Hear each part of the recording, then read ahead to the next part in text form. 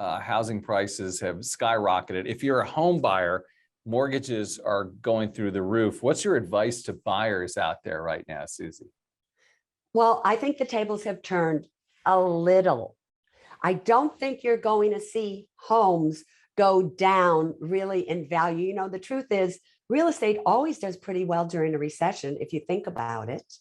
And we are used to 17%, 30% gains over the past 2 or 3 years on real estate. I think if you own real estate, you're not going to see it go down dramatically. Maybe you'll see it go up only 5% or 7% a year. What will change, however, is the anxiety of buyers, because now they're going to have time. You're not going to see a house go on the market again, in my opinion, and get 30 offers over the asking price. I think now maybe you'll see 3 offers, 4 offers.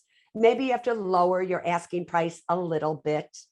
But if you want to buy a piece of real estate, you really need to think about it.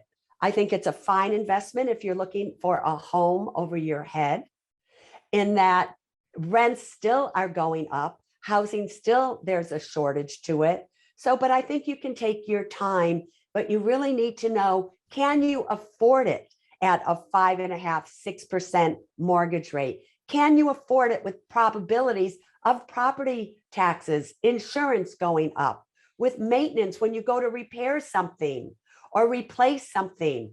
It's going to cost you a whole lot more. So just see the entire picture before you jump in. I think that it's a little bit different than it was a year or 2 ago, where people were jumping in, Andy, just to make money.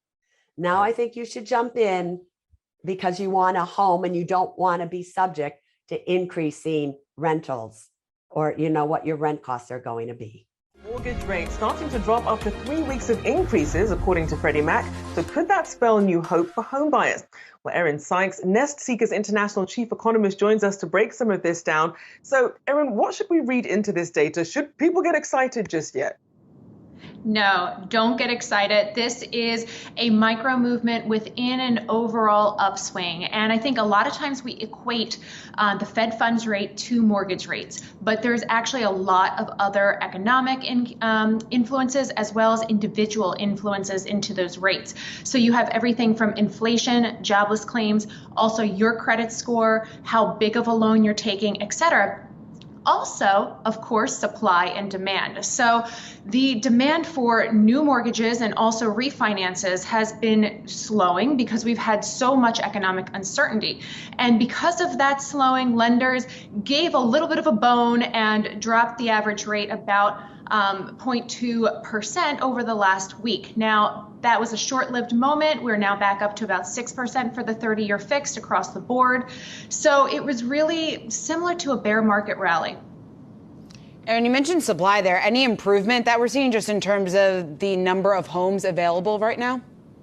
Yes, we're up about 19% year over year for the supply in June, which is great because we were in such an extreme seller's market. Now we're really coming back to center, and it's almost amazing to think that you can have a balanced market. So that's where we're approaching, and I'm hoping it stays that way and does not go to the other extreme. Yeah, of course, we're still about half of pre-COVID levels in terms of that inventory. Do you think there's talk of crash? There's talk of a correction. What do you see happening in the next 3 to 6 months? So I think a lot of balls are up in the air. I think one thing that we should not necessarily rely on is the forward guidance by the Fed, because I think we have been overly reliant on such, and it's been pretty much misleading. They said they were going to raise 25 basis points, they raised 50. They said they're going to raise 50, they raised 75, and you're seeing a lot of people bank 100% on this forward guidance. So I think instead we should look to history. There are no gurus, there are just market cycles. So I think that we're in for a little bit more pain, and I do expect that to last throughout the end of the year at least, but we'll see where it goes from there. And I want to ask you about affordability, because we saw the median listing price in June hit another record high, $450,000, and the cost of owning a median priced home in the second quarter would require 31.5% of the average U.S. wage. That's the highest since 2007. Are we expecting any hope in terms of the affordability of some of these houses changing? Not until prices start to decrease. And we see a lag of 2 to 3 months from that Fed funds rate hitting to where it really filters out in terms of home prices. So we just start to see the results of that first major hike, and we still have yet to see the 75 basis point hike really impact prices. So hopefully things will come down a bit. We're in for likely another hike the way things are going right now with inflation. So we'll see impact of lower prices throughout August, September, into October, and hopefully we can also see a leveling out of rental prices, because when prices to buy are this high, we have people stuck in the cycle of perpetual renting, and landlords can really take advantage of that, and they will continue to increase the average rents based on that incredible demand, because people cannot afford that first 20%. They can't afford the higher interest rates. So it is a catch-22. Yeah, Aaron, the rental market is really incredible. When you take a look at some of the price increases that we're seeing across the country, what's your reaction to the price jumps that we've seen on a year-over-year basis? Is this anything like we've seen before? Well, if you look to some place like Miami that has a 50% increase over last year, and they actually just put into law that you cannot raise prices so dramatically because it's really becoming pinched in South Florida in general. So we have never seen anything like that before. We have seen really elevated rents for a long period of time in the major cities like Manhattan, but you have isolated pockets where it really is extreme. So I think that Miami is settling down, it's leveling out a bit. However, it is extremely impacted by South America and almost runs on its own economic cycle as a result. And with all of the unrest in South America, you see an incredible demand continue for particularly new development in Miami. So I expect that market to stay hot even if others cool. Yeah, Miami has been painful over the last 12 months. All right, circling back to mortgage rates where we started, how high do you think they'll climb? And because there's so many conflicting data points in the housing market right now, is this one of those times for people to sit it out or to jump right in before mortgage rates potentially climb again? So a couple of things. I see most buyers sitting on their hands right now, and that's because we don't know where things are going. We're at about 6% as the average 30-year fixed. I think we're going to see 6.5% by the end of the year. Now, if you are a cash buyer, of course, you're going to have the most opportunity, and I expect that you would wait it out a bit more, wait for those price deductions to come along in August and afterwards once those rate hikes settle into the impact on prices. Now, if you do need a mortgage, get a rate locked in now. Basically, you can lock a rate for 30 to 60 days, and that gives you a little bit of time. Maybe you can catch the falling knife with a bit of falling prices as well as a lower rate lock and be able to get into the home of your dreams. Welcome back. U.S. mortgage rates are coming off multi-decade highs, but they plunged to 5.3% this week in the biggest drop since 2008, 40 basis points if you're wondering what the amount was. And that is coming as recession concerns and rising rates continue to impact the housing market. Joining us now to discuss is First American Chief Economist Mark Fleming. Mark, thank you for joining us here today. What are we to make of this latest move? I know it's welcome relief for some people, but still, we're still at pretty high levels here. I mean, it's true. It is a little bit of relief, but it's not back to where rates were 3 or 4 or 5 months ago. And I think the market or demand in the market is really responding to the big change from then. In fact, even though rates declined last week, demand for mortgage applications still went down. So I think the characterization is rates are still high relative to the anchored bias of all of us at 3% just a few months ago. So let's talk about what this has meant for the market. I mean, we keep hearing that, sure, where we are today, certainly a far cry from the 3.5% we were looking at about a year ago, but inventory was low to start with. It feels like those first-time home buyers that were in the market maybe willing to kind of wait it out a bit longer. I mean, are we starting to see inventory catch up with the demand that's out there? Yeah, there's definitely been a significant increase in the amount of inventory compared to, say, last year. But let's be clear, because inventory was so low, an increase on zero is still close to zero, right? So we're still well below normal levels of inventory. And that's why even with the pullback in demand, we still see house prices appreciating. And while there is more inventory, it's still not enough.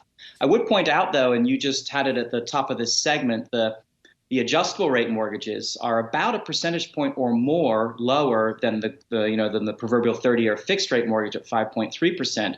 And there's been a big increase in the shifting from the 30-year fixed to the adjustable rate mortgage in order to capture some of that affordability back from the otherwise high rates for the traditional 30-year fixed rate. Yeah, you start talking about ARMs, and it harkens back to the 2007, 2008 era, where, of course, we saw subprime become a major problem for the economy. And I know we're not approaching anything like that right now, but do you see the potential for these adjustable rate mortgages and some of the other flavors of mortgages that are non-traditional? Are these going to become more prominent in our economy? And should that be a cause for concern as it was prior? The 5-1 adjustable ARM, the 7-1 adjustable ARM, they're actually like the vanilla and chocolate of adjustable mortgages. They've been around long before the global financial crisis, throughout the global financial crisis. The challenge in the crisis related to ARMs was the sort of more exotic flavors, the cookies and creams, if you will, to keep the analogy going.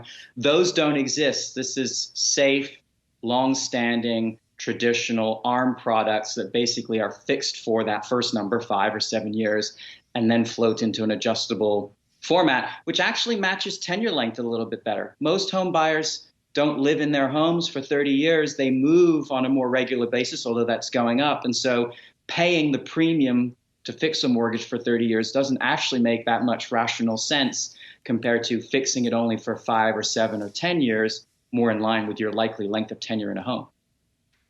Yeah, it's an interesting way to describe some of those ARMs there. Let's talk about housing prices specifically. I mean, you have to wonder if for those who have kind of been waiting it out, on the one hand, we're starting to see rates come down. You're saying inventory is not great, but it's starting to come back higher. We're hearing about price cuts in some markets. I mean, is this actually a good time for people to buy? This is always the question, and it gets asked at the troughs and the peaks of markets. And I sort of go to the safe zone here, which is you buy a home not for the investment opportunity, not for the return relative to a stock or a bond. You buy a home to live in it.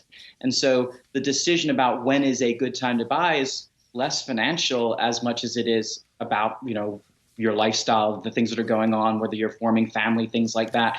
Those are the primary drivers. I would say it's easier now than, say, 6 months ago to potentially buy a home because the heat of the market, the degree of the bidding wars, the number of bids per home for sale, those are all easing in the last few months, which makes it easier to get the home that you want than in times past. Yeah, I guess less intimidating when you've got 10 bids versus 30 bids coming in to a house. Finally, we're talking about rates coming down a little today. Obviously the recession fear is certainly kind of fueling that as well. I mean, what are you seeing in the months ahead here? So the housing market sort of acts in some ways countercyclically to recession, because usually when there's a recession, the Federal Reserve will either cut rates, which they're less likely to do this time around, but certainly it puts a little bit of pressure on lessening the increase in rates. And so the housing market tends to benefit in recession, at least in terms of the affordability. You're more likely to have stable or even potentially slightly lower mortgage rates. Of course, a recession is also something that causes uncertainty around employment and things like that, and that's very important when you're committing to a mortgage as well. So it's one and the other. I think mortgage rates are well ahead of the Fed right now. The reason they've come down a little bit, arguably, is might be we sort of saying, okay, well, maybe we don't need to be quite as high as we were before, or we've sort of baked in, as you will say, the future rate increases. But again, it gets back to what we talked about at the beginning. Sort of the sensitivity of the buyer isn't going to move that much if rates go from 5.3 to 5.1. We need bigger movements to really, draw more demand back in, if you will. All right, what's ahead for the once hot housing market? Mortgage rates today plummeting to 5.3% on a 30-year. That's the largest drop since 2008. Rogers Healy is the owner of Rogers Healy and Associates Real Estate. He joins us now from Dallas, where it looks like the stash has fallen along with the mortgage rates, my friend. It's tragic. He fell off right as I walked in. Yeah. Mortgage rates and mustaches, it's all fallen. All right, so we know what happened in 2008. It's been a dramatic day. I know. I'm sorry for you. Could we see something like 2008, or is there any similarity between these two markets? Yeah, and first of all, you never know what's going to happen. I think we've learned over the past few months that it's all unpredictable. And I think that keeps people like me on my toes. And so I think that, we're still going to be in a pretty stable run here coming up. But, what's interesting is the mortgage, decrease as far as the rate today, it's still higher than it was 2 months ago. So to be above 5% is still substantially higher than it was in late and early spring. But I don't think we're headed towards any kind of crisis. I don't think that we have any numbers that support a housing crash. I think that it's going to give people an opportunity that have been waiting the last few years because mortgage rates have decreased, inventory has increased, and so hopefully it's going to, create a whole different opportunity for people that have been waiting. And obviously, we did have a lot of people waiting on the sidelines, and that was for a lack of inventory. And then, of course, you add in the mortgage rates and the interest rate hike from the Fed, and that sort of really did put people off. But what are we seeing now, though? We're seeing inventory is climbing up about 18.7% year over year. But is it going to climb fast enough, and at what point, to match the demand that's out there? Yeah, I think kind of the thing that people aren't really discussing is this is normally a slower time of year. And so when you have interest rates that are higher than they were a year ago, even though inventory is a little bit higher as well, I think that we're going to have a little bit of circumstances that are unforeseen. But I do think that there has been a really big pickup the last 2 weeks. And then hopefully, this week and next, we're going to have people come out of the woodwork, because the other thing that people aren't really mentioning that often is that rental rates are at an all-time high. And these people that purchased properties 2 years ago and prior, they're building at a time that they have to go recoup the costs that they went and overpaid for the land. So I do think we're going to have an influx of buyers between now and probably late November. So at that 30-year average, a borrower with a $300,000 mortgage would pay roughly $1,665 a month. That's $383 more per month than just the end of last year. So the question being, when are we going to see some softening of these prices? Well, I think it goes back to the rental rates. I think that the average rent right now for a two-bedroom across the country is probably closer to $1,900 a month. So on paper, if somebody can afford a down payment, that's a good deal. Even though it's $300 and some odd dollars more expensive, you're building equity. And I think that right now, if the average appreciation across the country is, say, 3% per year, you're buying into money. So I do think we're going to see a continued, not hockey stick like we saw the last 2.5 years, but it's going to still be kind of a relative appreciation and people that are still missing out, believe it or not, which means a year from now, 2 years from now, we're going to have those same people coming back trying to get in something. Now, we did see that someone who made a move to Dallas, made a move actually with you, Shaquille O'Neal.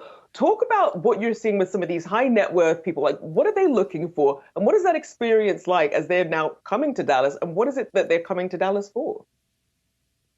I think the short answer is opportunity. And, obviously our firm has represented a lot of big names, most recently Shaquille O'Neal, like you said. And I think that once people get over the fact that Dallas doesn't have mountains, it doesn't have water, it makes sense. And Dallas, compared to Chicago and LA and New York and Atlanta, Miami or Vegas, it's a great deal on paper. And it's also centrally located. So we've always had people that are in the pro sports world live here that have no direct connection to Dallas or Texas. But Shaq actually is a native Texan. And so maybe it just felt like it was the right time. But yeah, it feels like Dallas all of a sudden is this next boom town and everybody wants to be here. And I, get a kick out of it because when you come to visit, you better have friends or family or, a concert or a bar to go to, because that's our sales pitch. But I think people have appreciated the fact that it's booming and there's opportunity to grow all four ways. And athletes, love the controlled climate and love that it's centrally located.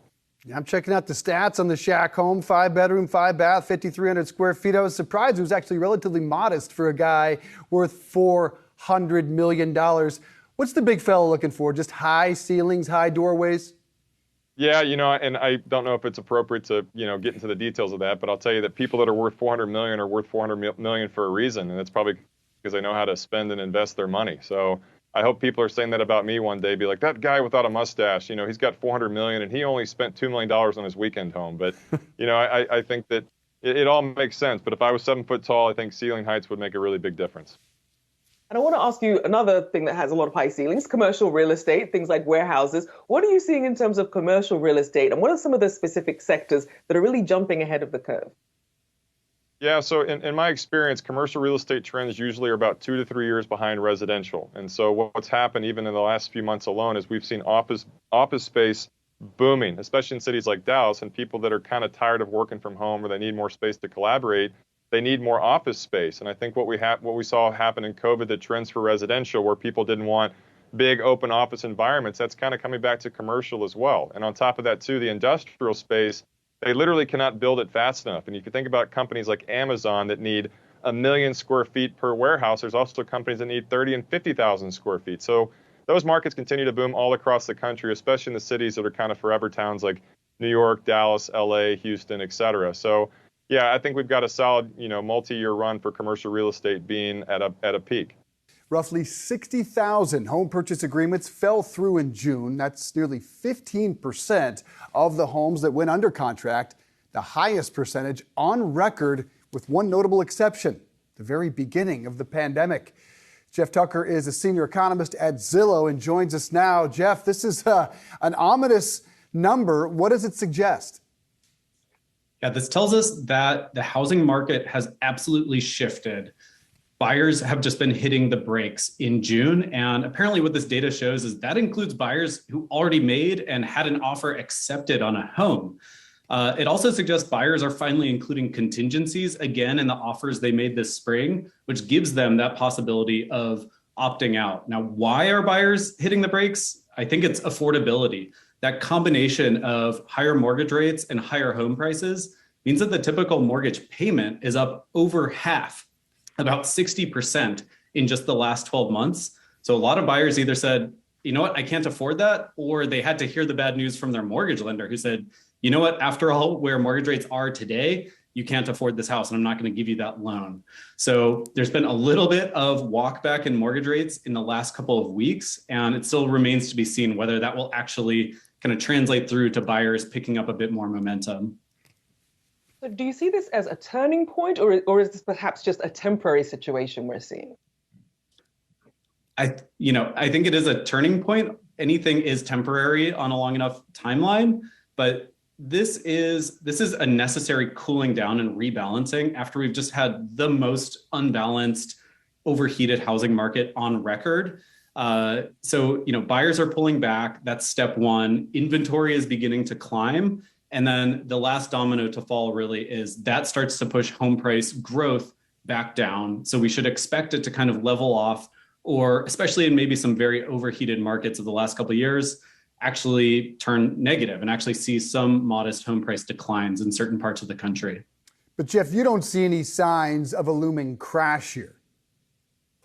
That's right. Because this is being driven by a demand pullback, one silver lining of that is there are millions of interested home buyers with good credit, solid middle or upper middle class incomes who are still on the sidelines, who are maybe taking a break.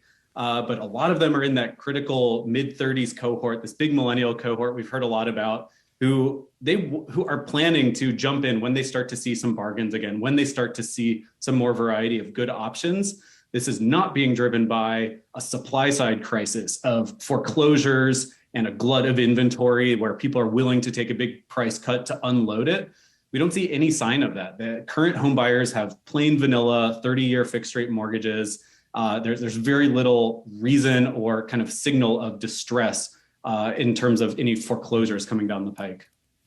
So in terms of people who are looking for a bargain then, where are you seeing the prices most likely to fall in terms of the regions and the metro areas that you're keeping an eye on? Yeah, the top places that we are keeping an eye on for this turning point would be the San Francisco Bay Area, including all the way to Silicon Valley, Phoenix, and Austin. We look at the Bay Area because back in 2018, they led the country in terms of price declines. And 2018 was the last time we saw a major mortgage rate spike. So we're already beginning to see a similar phenomenon now. And certainly a lot of the big employers in the Bay Area, if you've been watching the NASDAQ, you know that a lot of their employees might be having trouble coming up with those down payments at the moment. And then Phoenix and Austin stand out as just two of the markets that kind of went the craziest in the pandemic. So they seem to have some kind of room for mean reversion. And now all three of those markets that I picked, those are the three markets that are closest to their pre-pandemic June 2019 inventory levels. In the rest of the country, it's still down pretty substantially from that kind of pre-pandemic benchmark. But these are markets to watch because we're finally seeing signs that there will be more homes available than there were on the eve of the pandemic in those markets. You mentioned inventory. Are we seeing it across the country begin to open up? And I just quickly want to see if you have a take on what Fortune magazine says is the most overheated market in the country. Boise, Idaho, they say is 73% overvalued since the pre-pandemic. What's ahead for Boise? That's a huge spike. I can't comment on that methodology, but Boise was kind of with this pandemic era housing market darling, where it's kind of in the sweet spot of a more affordable alternative to Seattle, San Francisco, and so on. Still get the mountains, still get great skiing and everything. So they got a big surge of demand. And for such a small market, that really sent things into overdrive.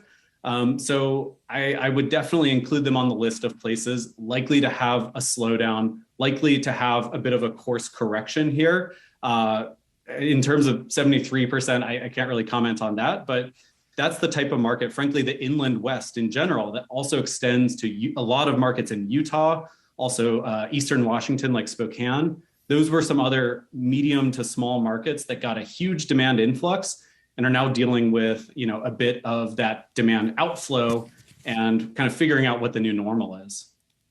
And obviously, when we were seeing a lot of buyers trying to scramble for these homes, waiving all kinds of contingencies, paying overpriced. But now that we're seeing this shift, what do sellers need to do to make sure that their homes that they're pricing out there are competitive?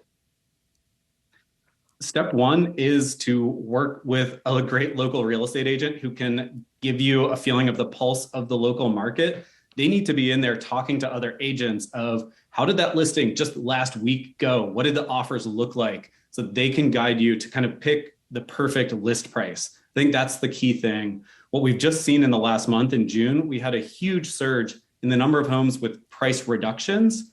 That means those were sellers who kind of extrapolated from April and May, thought that prices would keep rising, and they got kind of wrong-footed by the market. What I'm hearing is even in places like Seattle and Portland, also very expensive, starting to have a bit of a cool down, the homes that are priced to sell, the homes that are priced in a way where the seller is not trying to mess around and trigger a bidding war, if you are priced to sell, you can actually get an offer and still sell your home very, very quickly. The median time for a home to go pending right now is still under 10 days nationally, which is incredibly fast. That suggests a lot of sellers are setting the right price, not getting too aggressive or trying to kind of bite off more than they can chew. Rents, higher gas and food prices, making everyday life even more expensive. For more on this, we want to bring in Moody's Analytics chief economist, Mark Zandi. Mark, it's great to have you. That 9.1% print that we got this morning, I have to, think that this might have been a little bit hotter than what you were expecting. What's your takeaway from that report that we got? Ugh, was pretty ugly. For the typical American family, they're now having to shell out almost $500 more a month to buy the same goods and services that they were purchasing a year ago because of the higher inflation. And just for context, the typical American family makes about $60K a year. So if you do the arithmetic, you get a pretty clear sense of the financial pain and suffering that's resulting. So yeah, a pretty ugly report. And obviously, a lot of bringing up concerns about recession can usually consider those two consecutive quarters of falling GDP growth. But you said that this doesn't actually work for this current trend that we're in. Why is that? Well, the 2 quarters of negative GDP, that's a rule of thumb, which has roughly worked historically. But the arbiter of recessions, at least here in the United States, is the Business Cycle Dating Committee, which is a group of academic economists of the National Bureau of Economic Research. And they look at a plethora of data. And GDP is on the list of things they look at, but it's probably down on the list. I think the thing that is most important is employment, jobs. And we saw last week that the economy created 400,000 jobs in the month of June and close to 500,000 jobs on a monthly basis over the past year. Unemployment is low. Layoffs are incredibly low. They may be record low. That's not consistent with a recession. The thing I just quickly say, and I won't go into any detail because probably everybody's eyes would glaze over, but I think there's all kinds of measurement issues, data problems, and ultimately, if you ask me back 5 years from now and we look at this data, I wouldn't be surprised if these declines got revised away. Our eyes are not glazed over, sir. Do you think we're headed into a recession? Can the consumer stave it off? Obviously recession risks are very high. At this with this kind of inflation and the Fed on the warpath and jacking up interest rates, recession risks are very, very uncomfortably high. Sentiment is very weak. I've never really seen anything like it. Consumers, business, investors, all very pessimistic. Seems like everyone's forecasting a recession, which is just unprecedented. You can see by my hairline, I've seen a lot of recessions over the years. I've never seen anything like it. Obviously risks are high. I will say, though, with a little bit of luck on the pandemic, let's just hope it continues to fade away, and a little luck on the Russian invasion. Let's just hope that the economic fallout the worst of the fallout is behind us. Then I think we should be able to navigate through. I think the Fed should be able to thread the needle and land. I'm going to mix all kinds of metaphors here, but land that economic plane on the tarmac without crashing it. And I think the American consumer, as you point out, is key to all this. They're the firewall between a economy that's growing and one that's in recession. And the firewall, it's definitely on fire. I mean, the high inflation is cutting into purchasing power. But if you look at excess saving and debt service and net worth, all the things you might look at to gauge the health of the American consumer, they look pretty good. Mark, what about housing? Because we know that that's a very important sector when we talk about a recession, where exactly that falls. We've seen some cooling, at least in the latest data, when it comes to housing. But what are you expecting to see play out over the next couple of months there? Well, that's going to weaken. Housing is the most interest rate sensitive sector of the economy. So the Fed is raising interest rates to slow growth, and that's going to work first and foremost through a weaker housing market. And it's already pretty clear that's happening. The higher mortgage rates were now just south of 6% on a 30-year fix. That's twice what it was, just a year ago when rates were at their record lows. You take that higher mortgage rate, you multiply by these high house prices, and people can't afford these homes. The monthly payment for typical first-time home buyers jumped by $500-600 a month. That's just prohibitive. So first-time buyers are locked out. Trade-up buyers, they're locked in, right? Because they have a mortgage sitting at 3.5%, 4% because they refinanced down into those lower rates. Now, if they sell that home, buy another, and need another mortgage at 6%, their mortgage payment's going to jump. So they're not going to do that. So home sales are already falling very rapidly, and the number of homes in inventory, they're starting to rise. So that means we will start to see some house price weakness. My sense is if we don't go into recession, nationwide house prices will effectively go flat here for the next 3 years. But that means big parts of the country are going to experience meaningful price declines, particularly it's going to be in those parts of the country that have seen the most significant increase in price, because like Southeast, Florida and Atlanta, Charlotte, and in the Mountain West, Boise, just learned how to pronounce Boise down to Phoenix. Those prices have jumped a lot. And you mix in those higher rates, affordability becomes a real problem. And that's where we're going to see, the most significant weakness. If we go into recession, then nationwide, I expect to see some price declines. So then in terms of signals ahead, keeping an eye on what's been happening with the Treasury yield curve there, what is that signaling to you right now? Yeah, that makes me nervous. I had been hanging on the yield curve 10-year, 2 years as evidence that the economy can navigate through. Now, it's only been, I think, 4 or 5 trading days that the curve is inverted, meaning 2-year Treasury yields have risen above 10. And today, obviously, it inverted meaningfully. I think the difference today is about 20 basis points or 0.2 of a percentage point. That's consequential. So if the yield curve stays inverted like that for another 2, 3, 4 weeks, then I may have to give up my optimism about the economy navigating through. It's going to, the shape of the yield curve at the very least is strongly arguing that growth is going to slow very dramatically here. And if it stays as inverted as it is, it will start, in my view, signal a recession. So hopefully that doesn't continue in the trading days ahead. Mark, the president called the CPI number, unacceptably high, but also out of date based on the fact that gas prices have begun to come down for several straight weeks. Are you willing to proclaim that inflation has finally peaked? And apologies for the double. Are we headed for a 100 basis point hike? Yeah, well, I say with great intrepidation, but I think the president is right. Gasoline, oil prices are way down from where they were last month. Gas, diesel, jet fuel prices are coming in. That's really critical. That's the first step in getting inflation down. And it feels like we are now taking that first step. And if you ask me back a month from now, and we have this conversation around the July CPI report, it's going to look a lot better than the June report.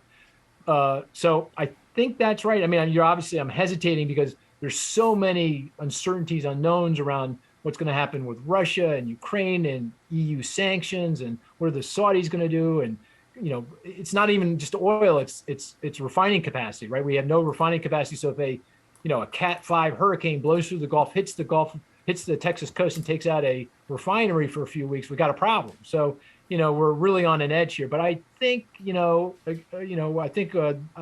fair to say that, we've seen the peak and we're moving in the right direction. On the 100 basis point hike, in my view, I think the Fed should do whatever the market says they should do. So if the market says, hey, I think you're going to raise rates 100 basis points, I would take that opportunity to raise 100 bips because markets should then not react to that, right? I mean, it's already embedded in equity prices and credit spreads and the value of the dollar and the mortgage rate. So, and we all know that they have to get rates up, as fast as possible. But if the market is saying 75 basis points, 3/4 of a point, I'd go with that. I mean, that's good enough. You're getting rates up fast enough. So it's really about what market expectations are at this point. And that, I think, will determine whether it's 100 basis points or 75. Mark, if we do get that 100 basis point hike at the end of the month, what does that mean then for the fall in September? Will we see the Fed quickly start to scale back? Yeah, I mean, I think with these rate hikes, we're going to see much slower growth. Job growth is going to slow meaningfully here, and other indicators are going to show the economy is really starting to throttle back. And hopefully I'm right about inflation, and we'll see inflation moving in the right direction here. And the combination of those things, two things will allow the Fed, they'll continue to raise rates, but at a much slower pace. So instead of 75, 100 basis points, it'll be 25 basis points, maybe 50.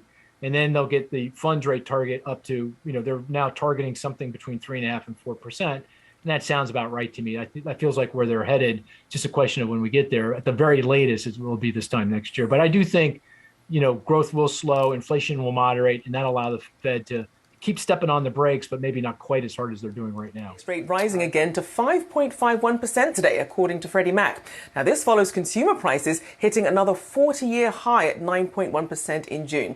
Misha Fisher, Angie Chief Economist, is here with a new report on how homeowners are faring in this difficult environment. So, Misha, what can you tell us? What are their primary concerns in this environment?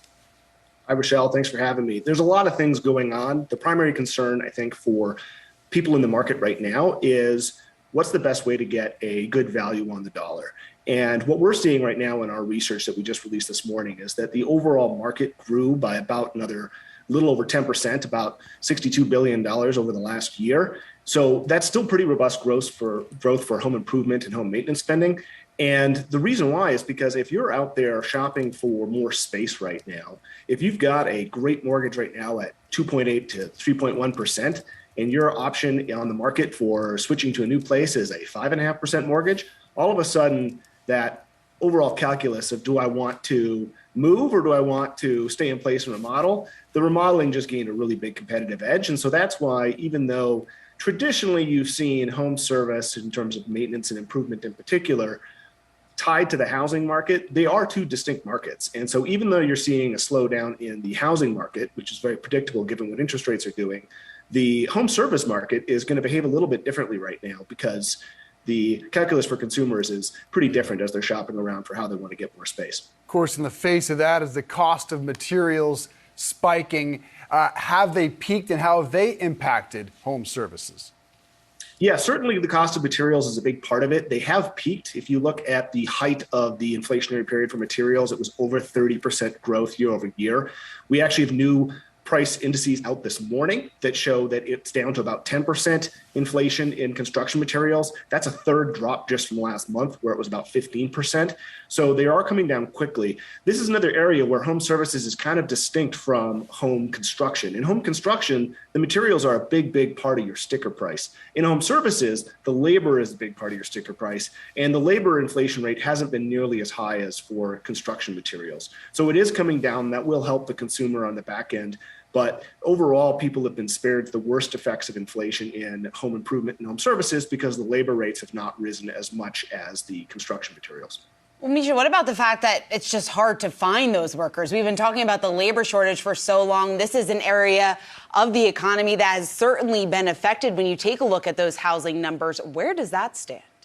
Shauna, you raise a really important point. And overall, we were tracking this before the pandemic, and you're right. People were saying, hey, this is a crisis level of labor scarcity in terms of the market. And that got about 10% worth at the peak of COVID. So that's why we think that this 10% growth rate is actually a great market renormalization.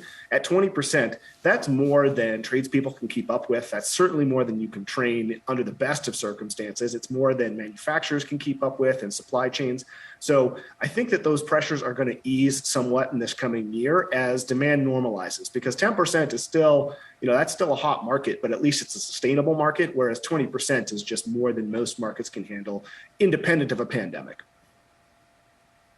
So as homeowners are looking for people to provide some of these services, which are the biggest growth drivers that you're seeing within the home services categories? There's a couple of growth drivers. So on the consumer side, we've got demographics is one of the biggest growth drivers. We're all sort of primed to think about this in the context of the last recession, the Great Recession. And at the time, the typical millennial was early 20s through middle school. Right now, they're late 20s through 40. And so that's a very different stage of life in terms of you've got the largest generational cohort hitting those peak family formation years, hitting their peak earning years, getting their careers in stride. And so that's really driving one side of the market. On the flip side, we still have baby boomers, who are the second largest cohort, and they're all starting to hit the stage of life where kids are well out of the house and they're trying to decide, do I want to age in place or do I want to downsize? All of that requires a lot of work in terms of either transitioning a home to a new buyer or in terms of making a home sustainable for somebody who's in those 80 plus years. And then on the flip side, you've also got a lot of trends culturally around the value in the home. If you look before the pandemic, we were tracking it, and people were saying that the main reason they were doing projects were financial reasons. They wanted a good ROI as they increased the size of their home and they padded their net worth. Right now, the primary reason why people are remodeling, over a quarter of remodelers are saying that it's lifestyle that's driving the reason for it. And so that's a big driver because it means people are more willing to pay for a premium product. They're more willing to pay for some of the new technology that's coming out. You can get pretty fancy with a kitchen and a bathroom right now in terms of all of the that's coming online and available. And all of that's complex and requires a lot of work to get it done. So those are all pretty fundamental drivers in terms of what's really pushing the market. How about the greater trend towards working from home? How has that changed the remodeling industry? That's changed it for a couple of reasons. The first is I think it's giving a lot of people, a lot of segments of the market, a more predictable pathway to saying, I'm going to be in this house longer, and that means I get better value about spending on quality products. If you're only going to be in a house for 1 to 3 years, your calculus on how much you're willing to spend on that really nice kitchen countertop or that premium flooring, you're less willing to spend on that because you're not really going to enjoy it for its whole life. But if you look at, well, because of work remote, I can be in this home for 10 or 20 years and I really like this location, then all of a sudden you're willing to spend. So that certainly impacts it. It's also impacted it in terms of overall space needs. If you think about how much space you need when you're at home more, you just need more of it. The kitchen in particular has been serving triple duty for a lot of families and a lot of households, but people are also needing more office space, more home gym space because they're just spending more time at home in that sense. Misha, what about on a regional basis? Certain areas of the country where this is more prevalent, people aren't moving because of the high cost of homes compared to others? The big regional variation comes in terms of what labor costs and in terms of what the overall improvement market looks like. So you've seen a lot of variance in terms of growth in house prices around equity gains. And equity gains can really act as jet fuel for this market. That's why we're pretty bearish about the market, or pretty bullish about the market rather, because consumers gained $6 to $7 trillion in new equity over the course of the pandemic, but that does vary a lot by region. If you bought a house just before the pandemic in Phoenix, then you're doing a little bit better if you bought it just before the pandemic in Chicago. In both places, you're doing great, but the overall price increases have been different in those two areas. And so the overall leveraged return on that down payment investment that the typical consumer has gotten really varies. And so I think that's the most interesting regional variation in terms of the finances that we see. But there are also regional variations in terms of project need. If you're talking about people moving to more temperate areas where you can sort of live year round, so we've seen a lot of that, people moving from the Northeast and the Midwest to the South and the Mountain West, then all of a sudden that outdoor living space, you get to use it year round. And so one of the most interesting rises in terms of trends we've seen over the last couple of years is the importance of things like outdoor gardens and the outdoor kitchens and grilling stations, pergolas, arbors, pools. All of those things have risen in terms of their proportional use because we've shifted people from cold climates to warmer ones. That's according to the latest inflation data. In Manhattan, a condo could cost you over $5,000. Joining us with more on the state of the rental market is Yahoo Finance's Rhonda Lee. Rhonda, prices across the board, not just in Manhattan, creeping up a little bit, are they not? You talked about the domino effect, and one of the things that reports have shown is there's a correlation between home sale prices and rents. And in places like New York City, San Francisco, and LA, you're going to probably see a little bit higher increase than over the nation because you have, the tech sector, financial sector, and you have international investors that drive up the price. So it's not looking good for renters, particularly in those areas. But in general, all renters are feeling a crunch. And Rhonda, a lot of this is also an inventory story. I mean, we have heard anecdotally in New York City, for example, a lot of apartments being rented out sight unseen, sort of what we saw with the housing market over the last few years. I mean, what does that suggest in terms of how elevated these prices remain, given that the inventory isn't necessarily easing up? So New York is a tricky market. New York is one of those markets where, people will rent a 300 square foot place for God knows crazy amount. So what's happening is the inventory that they're making is for high-end inventory. So for people who are not in that thing, they are probably moving further out, in the suburbs and stuff. Right now, the crunch is still going to be there like I said, in those major metro markets like New York, LA, San Francisco. Other areas, they're going to see an increase in price, but their inventory might be a little bit better. Although there doesn't seem to be an ease up because we're going to have property taxes start to come out pretty soon from all of these high prices. And that's going to be something that landlords are going to pass on to renters. So we're probably going to see a continued increase throughout the year. Well, what is ahead for the housing market? Some revealing numbers just down indicate a looming slowdown, as we've discussed many times here. Homebuilder sentiment plummeting 12 points to 55. That marks the second biggest drop ever from the National Association of Home Builders, behind only the early days of the COVID pandemic. Now, anything over 50 is still considered positive for perspective, and most of the country is still showing a relatively strong market, but certainly looks like a cooling off looks inevitable. Let me just give you the realtor side of this, that I've talked to several realtors across the country who say, yes, they're seeing prices come down. They're seeing them come down from astronomical price points. People that wanted to put up a number that never made any sense except at the heights of the last 2 years. So again, I think this depends on how you interpret this trend. A cooling off, yes. No sign of a looming crash. What do you think, Rochelle? And I think, honestly, it depends on which part of the country you're in as well. I know that in the DC, Maryland area, we're seeing prices in Maryland starting to come down. But you have to wonder, you also have issues with inventory still tight. And with this confidence survey also going down, a lot of people just gave up looking. When you look at where house prices have jumped over the past 2 years, when you look at where rent is going, a lot of people are like, they feel like they're stuck between a rock and a hard place. And so a lot of people turning to home improvements. But obviously, when the cost of lumber was more expensive, people couldn't afford to do that either. We are seeing those lumber prices come down, so people should see some relief. But obviously, we're still waiting for a lot of this inventory. If sentiment is down and they don't think people are going to buy, it's going to continue to be a problem. Shauna? Yeah, inventory is a huge issue when we talk about supply, lack thereof, I should say, in many markets, although that seems to be improving just a bit. A couple of the last realtors that we have had on the program are saying that there are homes out there. Pricing, though, is a big question. We've seen a sentiment drop pretty dramatically. Now we have to wait to see how fast of a drop we're going to see in home prices. And I think that's going to tell us a lot about the strength of the housing market going forward. So we got that reading out this morning. Housing starts are tomorrow, another important indicator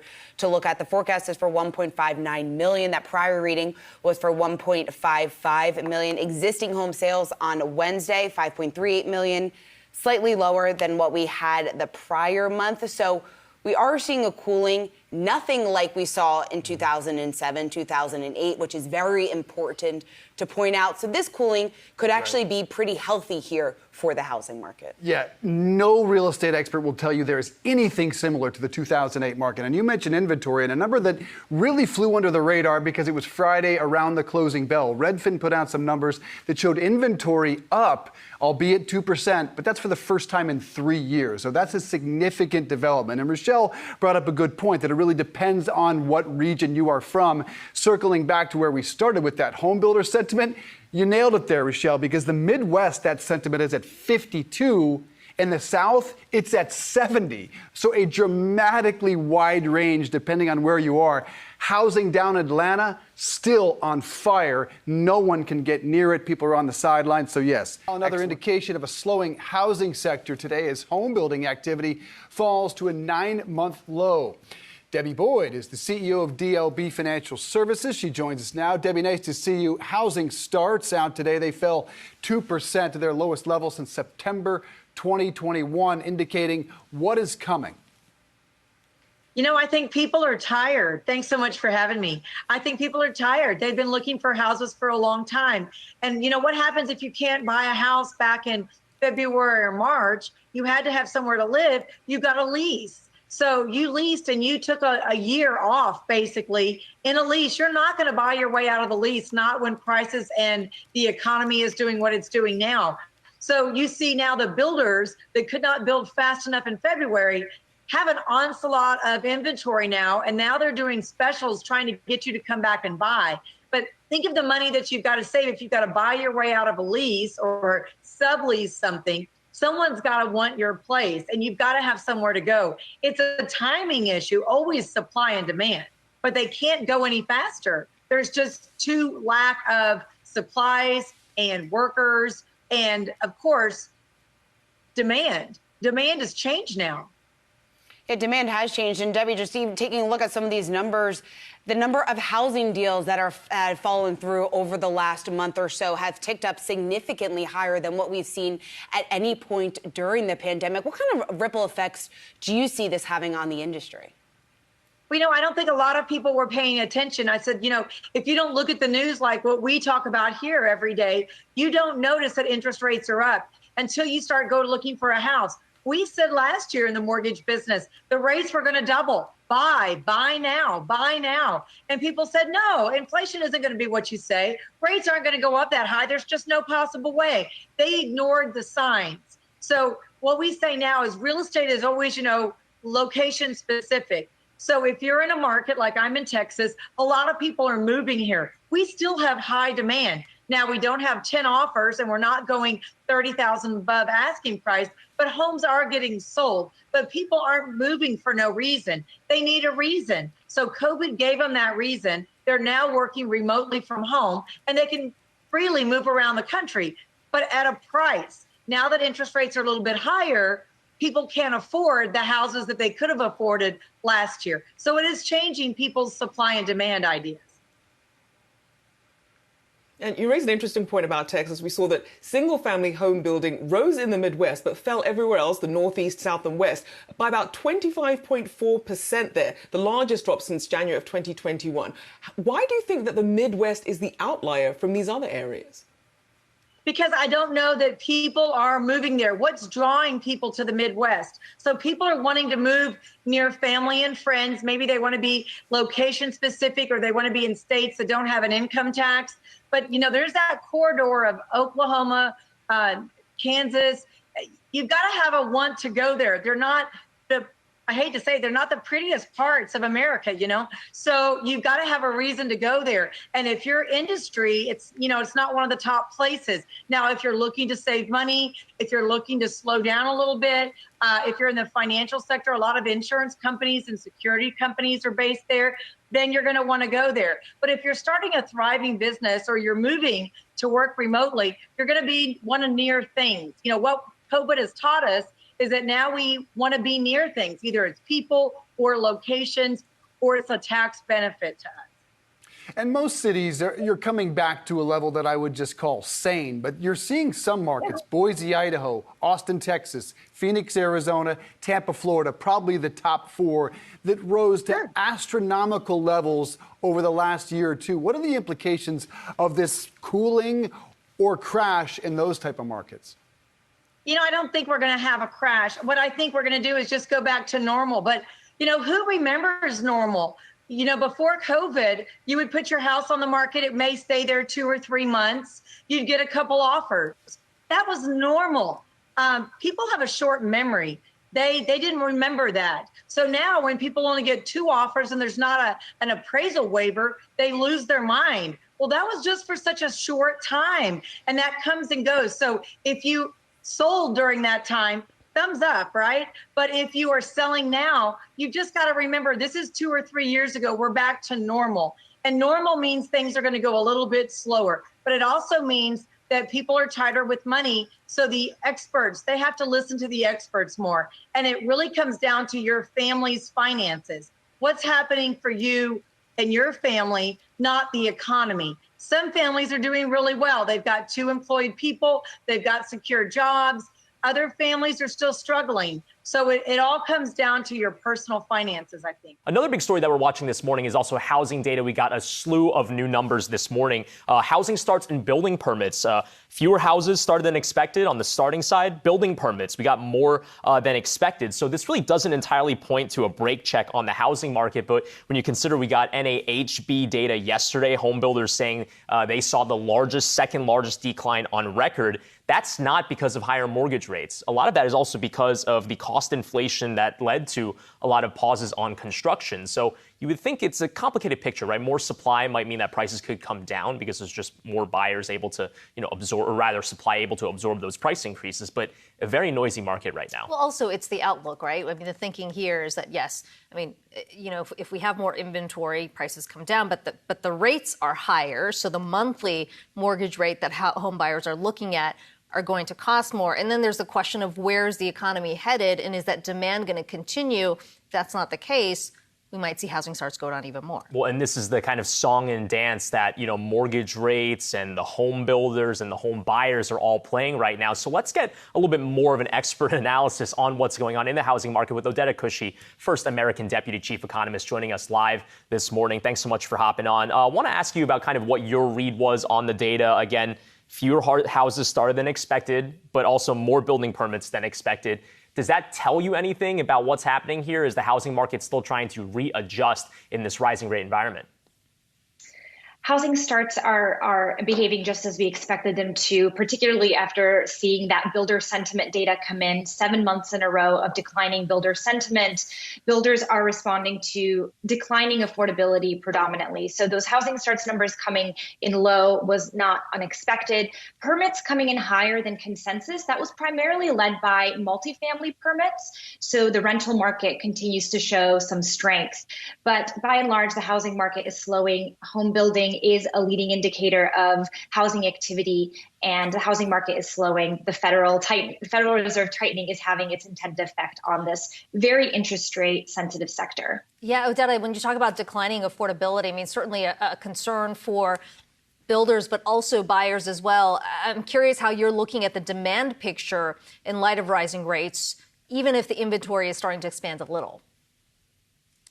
So affordability is actually down 50% year over year, and that's really being led by the rapid increase in mortgage rates. There remains a deep-seated desire for homeownership, and from a long-term perspective, the demographics support more home buying demand. But there's a portion of potential home buyers that simply cannot afford to buy in this market. And then there's another portion of home buyers that are hesitant to buy in this market simply because of the uncertain economic environment. Buying a home is the largest financial decision that someone will likely ever make, and you need consumer confidence for that. And certainly right now, there's a lot of uncertainty in the economy. Odetta, when you look at the overall kind of just slew of home related data, right? I mean, it's very different, and it's not as binary as maybe the Fed would like to see in inflation reports, right? You want to see inflation go down. You don't want to see it go up. Whereas if you're looking at these starts and permits, it's not as clear if higher, lower means something from the Fed's perspective. So how do you think they're reading these reports? Are they saying, well, the housing market is too hot, we got to get more aggressive, or things are cooling, demand softening, maybe that's good for us to do a little bit of stepping off the pedal in terms of rate increases? I think the Fed's looking at some of the higher frequency measures. So we look at mortgage applications data, and we're seeing that is coming down. So certainly demand is softening in the housing market. Refinances are down, of course. And so, the Fed's is having its intended effect on the housing market. But for prices, house prices, those tend to be downside sticky. So it will be a while before we see the softening in demand reflected in house price moderation. We're seeing it a little bit, but again, house prices are downside sticky. Home sellers would rather withdraw from the market rather than lower prices. And so it will take some time before we really start to see some strong moderation in house price growth. Odetta, in terms of buyers, we keep hearing that those buyers who are still in the market and looking are increasingly moving away from the 30-year fixed mortgage to an adjustable rate. And I wonder, when you look at that, the shift that's happening, what concerns does that raise for you?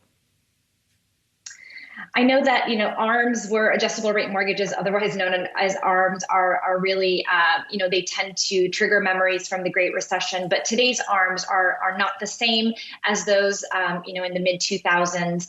And so, for some buyers, ARMs offer a lower interest rate and allow them to afford that home. And so it could be a viable option for some potential home buyers, particularly first-time home buyers.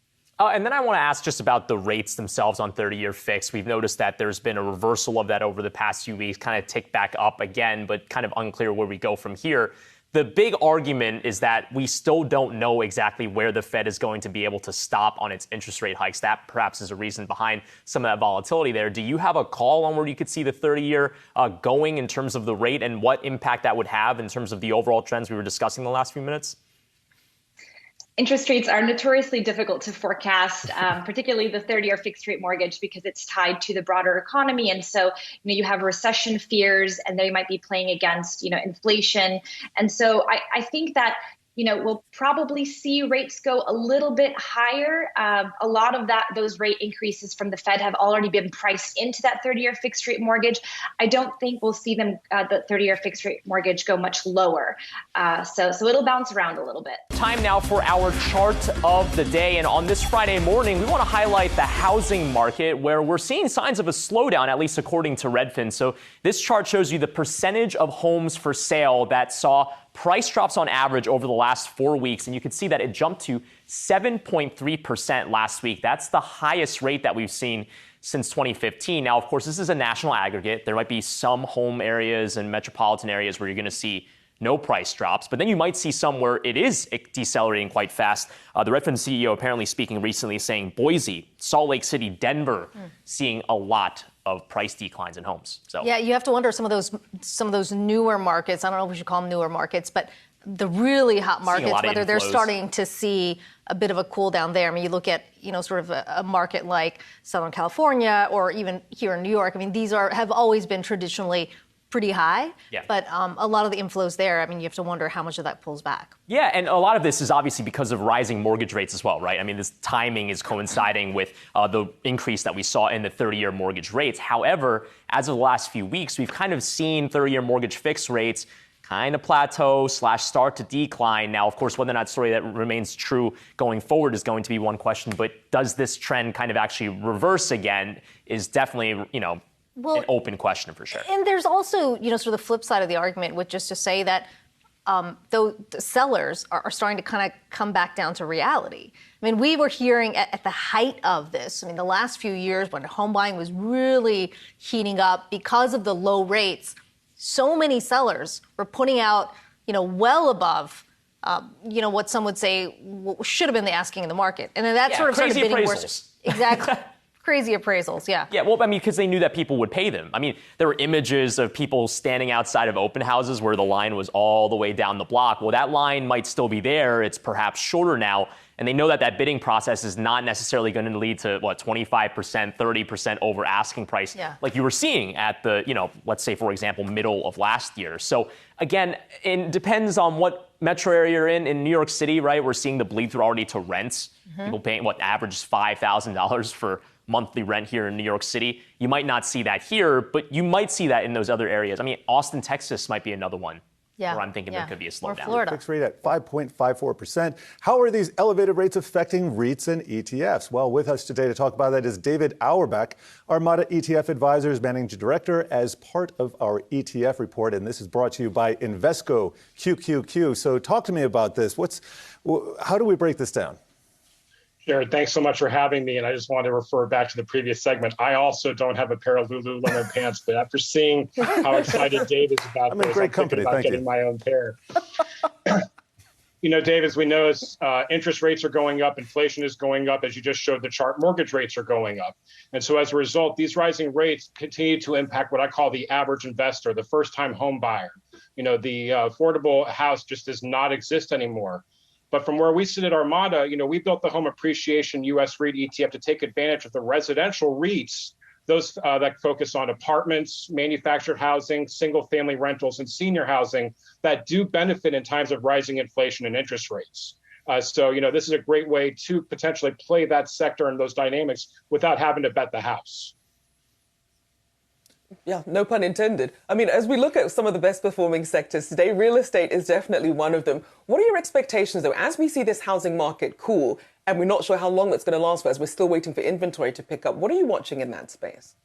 You hit that because, again, we know that the Fed's raising interest rates again, which means mortgage rates are going to continue to go up. I think a lot of the housing supply issues is on a location by location basis. I'm in Dallas. Right now, there's really not many signs that the Dallas market has cooled down significantly. If you're in some of these top markets, Charlotte, Nashville, Tampa, as I mentioned, Austin, Dallas, Houston, until we start seeing a real significant hint to those types of relocation home sale numbers, I feel like we're still kind of have some tailwinds going here. Obviously, as we know, there is a lot of uncertainty around if inflation continues to rise, if we go into a recession, if. The second half of the year, we could be seeing some of that moderation. But again, from the residential side, from the residential REIT aspect of it, the renter, the landlord, to be respectful, the landlord doesn't necessarily care that interest rates are going up or inflation going up. He's going to be knocking on the door, next week or the week after next, going to his tenants and saying, rent's due. Where's our rent payment? David, you get a pair of pants, you don't like them, I'll buy them. I promise, I'll pay you back. You'll never take them off, my friend. Want to ask you about some housing numbers we saw earlier this week, in particular housing starts, which were pulled back in terms of the single family. But when you look at multifamily, complete opposite story. One of the highest we've seen in 30 years, 577,000. Does that tell you what trend is coming towards the multifamily building trend to come? They do say the trend is your friend, right? Or at least sometimes it is. And I think, again, when you look at some of these markets, especially in the Sun Belt, where companies like Camden Property, UDR, Mid-America, MAA, a lot of these properties, the apartment REITs are showing double-digit year-over-year NOI or rental rate growth, strong quarterly sequential growth, 98, 99% occupancy. There's that gif of Fry from Futurama, take my money. And it just seems like we're in that same situation that if you build it, they will come. And we are noticing that a lot of these apartment REIT guys are hitting the gas pedal to grow their development platforms. If you build it, they will come. And what are we overbuilding right now? I've been reading some reports around the Twitterverse that there is some overbuilding in commercial real estate of apartment buildings in certain key growth areas, and that maybe in a year or so, we're going to have a lot more too much supply on the market. Just wondering if that's a trend that you've noticed in any cities. I don't get that impression yet, but I have to tell you, Dave, Jared, one of the things that we all have in common here, what every single investor is fortunate enough to have in common, is that we all go to sleep with a roof over our head. You're going to do whatever it takes to make sure that you and your family, your kids, your grandkids have a great place to sleep every single night. That's the most important investment decision everybody makes every single day. And so if you can't buy a house, you're going to go rent from a single family rental. Based on the strong demand that we're seeing from a lot of these guys, you're going to go rent an apartment. And so, I don't think we're seeing necessarily oversupply, since we know that we're so many millions of homes in lack of supply to satisfy the amount of demand that's out there. We still could see this going on for at least a couple more years. And home price growth slowed for the second month in a row, but it's still up nearly 20% from just a year ago. Let's talk about what's happening in housing. For that, we want to bring in Robert Shiller. He's Yale University Sterling professor, also Nobel Prize winning economist. Professor Shiller, it's great to have you back here on Yahoo Finance. Talk to us just from your perspective, what you see happening in the housing market, because yes, there are signs that the market is beginning to cool, but that 20% growth from just a year ago shows that we've got a long ways to go. We have a long ways to go. We are still trying to figure out this 20% growth. It's not necessarily a bullish indicator. It looks like we were misplacing our judgment because of that. I like to look at the futures market, which most people don't because it's not a very liquid market.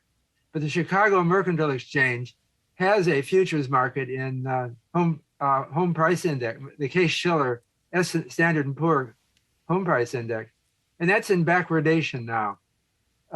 Prices are expected to fall by something a little over 10% by 2024 or 2025.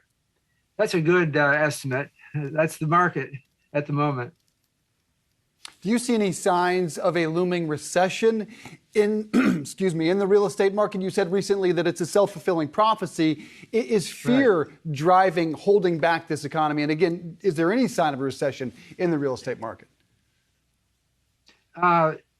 In fact, the real estate market has been a cyclically sensitive thing. So if we're having a recession, right after the bull market in real estate, I would expect to see a substantial impact on that. The chatter, the talk about the outlook is really focused very much on recession. And the confidence indexes are down. And I think the term self-fulfilling prophecy was coined in 1940 by a sociologist, Robert K. Merton, reacting to the Great Depression, the 1929 crash. And I don't mean to be alarmist or not. I don't think it's going to fall 85% like the S&P composite did then. But I can see that there is it's kind of to be expected that the price will go down in the next year or so. And what are some of the nuances that you're noticing? We keep seeing Dallas popping on lists. We keep seeing, obviously, some cities in Florida as well. What are some of the nuances that we should be looking at behind the headline numbers? Well, there's always a lot of nuances. I have to put it in context. We're in the COVID pandemic still. We also have an awakening new fear of inflation, which had been almost forgotten in the recent years. But now it's coming back, and mistrust of what the Fed will do is with interest rates is also there. So we have a lot of ingredients that might lead to a recession. I don't like to make extreme forecasts, though. Home prices haven't fallen since the 2007-2009 recession. Right now, things look almost as bad. I like to look at the NAHB traffic of prospective buyers. It's one of the components of the housing market index. And that has fallen off a cliff. It looks like since just a few months ago. The talk is really negative. Yeah, and existing home sales have gone down. Permits are down. So there's a lot of signs that we'll see something. And it may not be catastrophic, but I think it's time to consider that. Well, Professor Schiller, just drilling down into that, because you said it might be as bad as what? Are we talking about 2006, 2007? I guess Yeah. try to quantify some of the drop that we could potentially see. Yeah, well, the other question, of course, is whether the drop will be quickly corrected like it was after 2007. In fact, it went into a huge bull market. So I have, some diffidence about predicting this market. It's a very volatile market. In the short run, it's trendy, though. It doesn't look like a random walk. It looks smooth and upward trendy. But if you're trying to forecast out years, as is relevant for a decision to move the family and buy a house somewhere, then those things, they are highly uncertain. So it's risky. You have to take risks in life.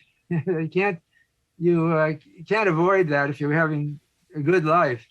But I think that the risks are heightened right now for buying a house. All right, well, let's check in with the Conference Board Chief Economist, Dana Peterson, to break down some of this action that we're seeing today. And Dana, in your notes, you were also expecting this 75 basis point hike. But what does this mean for people and their mortgages? What should they be taking from all of this? Well, I think it means that mortgage rates are going to continue to rise and that we're going to see some pullback in the housing market. We're already seeing starts and permits come off and sales, and that's a function of, yes, very elevated prices, that's affecting affordability, but also rising interest rates. And we think that's going to definitely show through in the GDP data that's coming up. And also when we look at our own confidence measures, people are saying that they're pulling back on their expectations for home buying. And some more data on home sales today. Pending home sales plummeting 20% year over year as mortgage rates continue to climb, to your point. Is this cooling of the housing sector saying that the Fed's job is working a bit? I think so. This is what the Fed wants to see, a calming in domestic demand, and certainly housing is a big part of that. Housing activity spiked during the pandemic as interest rates fell to historical lows. Also, many people were looking to upgrade in terms of their space and moving out of big cities and into suburbs and smaller cities to get more room. And then you also have millennials. They're all turning 40 and they have families and they're looking for that next upgrade in housing. And so all those things are demand that the Fed wants to tamp down on. Dana, the second 75 basis point hike that we just got this afternoon, is it enough to help or to get inflation to begin to moderate? It's probably not enough. We expect the Fed will continue to raise interest rates. Whether they go 50 or 75 basis points in September doesn't really matter. The point is that the Fed is going to be raising interest rates into what we think will be restrictive territory, anything above 3%. And they'll probably get close to 4%, maybe a little bit over that by early next year. And we think that that action, that very aggressive stance against inflation, will actually induce a recession, probably starting an actual recession that the NBER would agree that it is one, probably starting in the fourth quarter of this year. And so how key is it going to be when we do get that GDP data, given the other strengths that we see in the economy with employment, how should we be viewing this? What lens should we be viewing this recession through?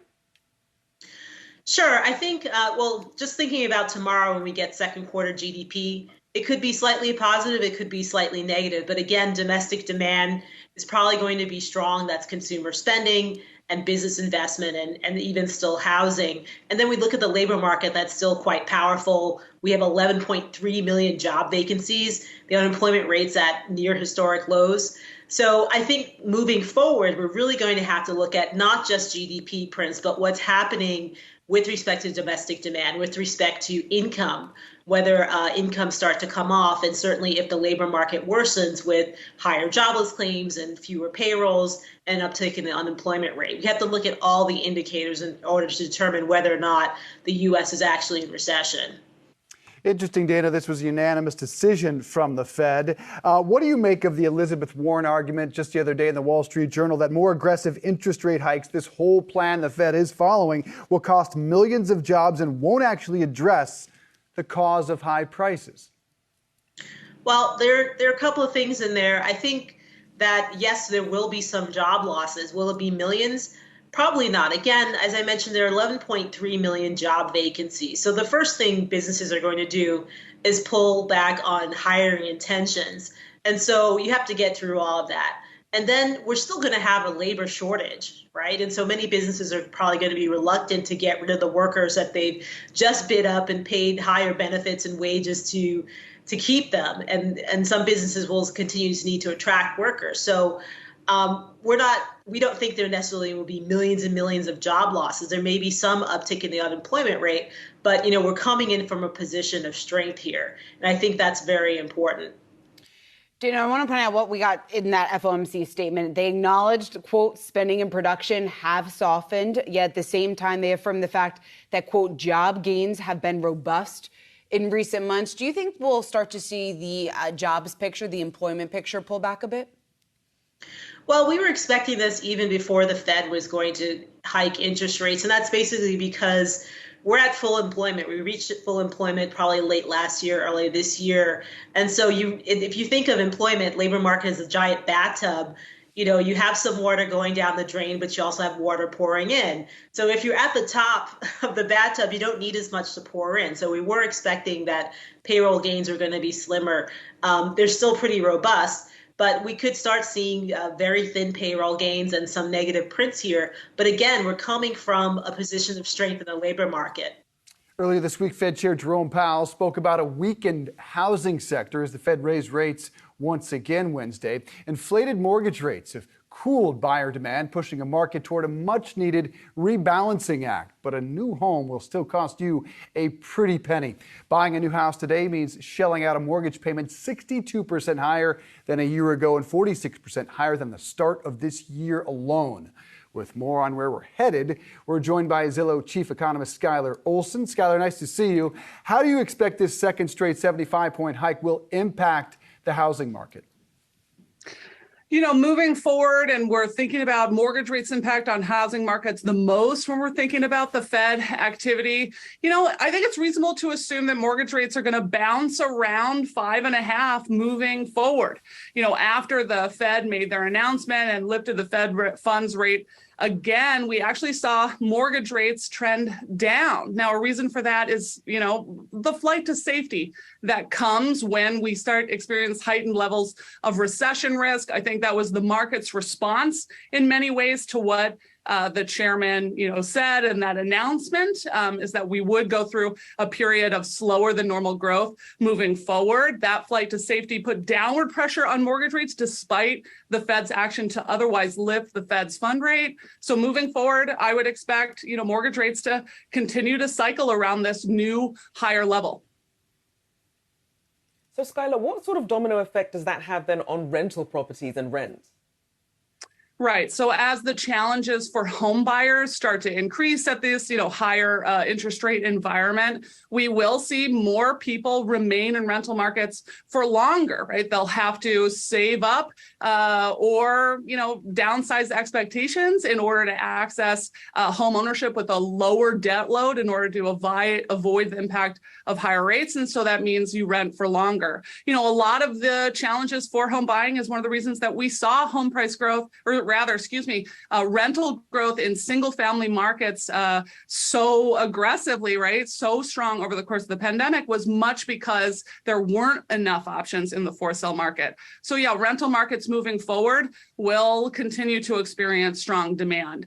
Though we do see early stages of rent slowing down from maybe the high highs, I think moving forward, we still expect a lot of pressure in that market. Hey, Skylar, we have that figure up on the screen right now. Rents surpassing $2,000 for the first time, according to your data. When we're comparing renting versus buying, how does a typical monthly rent stack up right now to a mortgage payment?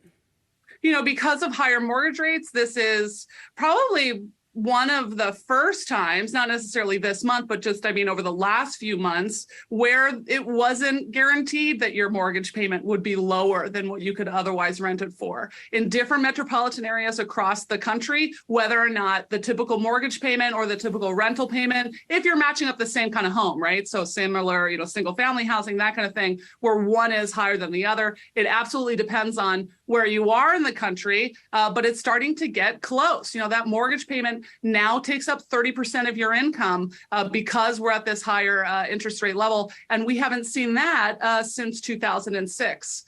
So that's, these two options are balancing out from where they were in an extreme low interest rate environment. And if you're one of the millions that were forced to the sideline over the last 2 years, you're seeing mortgage rates creep up, but you're seeing prices come a little bit down. Is this a time to buy or continue to wait this one out? Whenever you're thinking about buying your home and you're thinking about timing it, any expert should be advising you not to try and time the market. Predicting mortgage rates into the future is not something anyone can do, right? It's an uncertain practice over the next 6 months. The way that you should be thinking about it as an individual is to be watching the homes that are available to you that you can afford. Try and make sure that any home that you do move on is one that's going to match not just the you now, but the you into the future, because finding a property, buying that home and turning home ownership into, say, a financial advantage is much more possible if you plan on staying. And that has to do with large upfront costs, but it also has to do with different advantages that mortgage homeownership offers, like leverage, but that was impacted by higher rates. So that period of time where you're expecting stability might be a little bit longer. But that's the thing about home buyers. They tend to be the kind of household that is moving for that reason. So we still expect a lot of people to be interested, but when shopping, when is the right time? Well, it's when you find the house that's going to work for you and you can afford it and you would be confident you'd stay over an extended period of time. And in terms of the distribution of some of these homeowners, obviously we saw a lot of people perhaps moving to the suburbs, trying to get a bit more space during the pandemic. But what are you seeing in terms of, say, the luxury market versus, say, lower priced homes and the shifts you're seeing there? Yeah, we did a recent analysis to try and look at whether or not the slowdown was much faster in one segment in the market. As we're at the kind of the transition point, maybe that's why we're not seeing anything really good and truly jump out. And maybe we'll start to see more obvious trends in the months to come. But just looking and applying, intuition from economics onto the situation, there is a lot of pressure on affordable homes. So on the lower segment of the market, you might not expect it to slow down as much. Higher end buyers also tend to be more financially sophisticated. And while their affordability might not be as impacted by interest rates, their financial decision making might be, right? The advantages of leverages are less, things like that. So transitioning forward, we definitely are seeing new construction and the demand for new construction falling much faster, and that does tend to be in a higher price point. Luxury homes always take a long time to sell, so it's harder to see movements as much in that market. White hot, then ice cold. The housing market has had a volatile year, to say the least. Now, as houses sit unsold on a cooling market, there may be early signs that people are willing to start buying again. For more on this, we're joined by Redfin CEO Glenn Kelman. Glenn, great to have you here with us, and thanks for taking the time here. First and foremost, the company had just reported earnings as well. Give us a glimpse into where the market share and the anticipation to really build out the number of listings that Redfin has, where you've been moving that forward. As of right now, it sits at about 0.8% of U.S. existing home sales units in the second quarter of 2022. Well, that just means we have more room to grow, doesn't it? So market share gains accelerated in the second quarter. It's probably one reason that Redfin traded up. We obviously want to keep taking share. That was highlighted by strength in our listings business. We list homes for 1%. We sell them for more money. The advertising campaign behind that has been really successful. So it's been a tough market, but Redfin keeps taking share and we keep serving customers well. So I think we'll be fine.